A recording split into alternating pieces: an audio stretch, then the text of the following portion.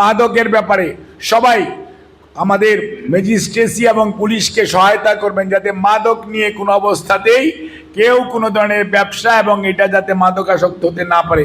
নিজের ছেলে মেয়েদেরকেও খেয়াল রাখা আপনাদের দায়িত্ব এবং পুলিশকে এবং ম্যাজিস্ট্রেটদেরকে জানানো এটা আপনাদের দায়িত্ব।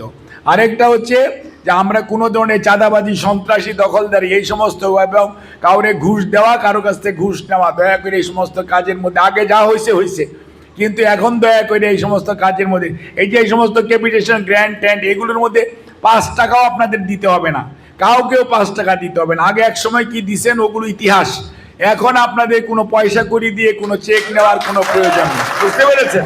এই জিনিসটা মনে রাখবেন, দয়া করে আপনারা দিবেন না এবং কেউ চাইলেও আপনারা এটা ইউনো আছে এবং আমাদের নেতা কর্মীরা আছে তাদেরকে জানাবেন যে এগুলো কে এগুলো করতেছি। বুঝতে পারছেন?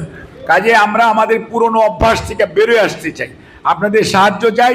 আমরা সবাই মিলে চেষ্টা করলে তাহলে একটা দুর্নীতিমুক্ত একটা বাংলাদেশ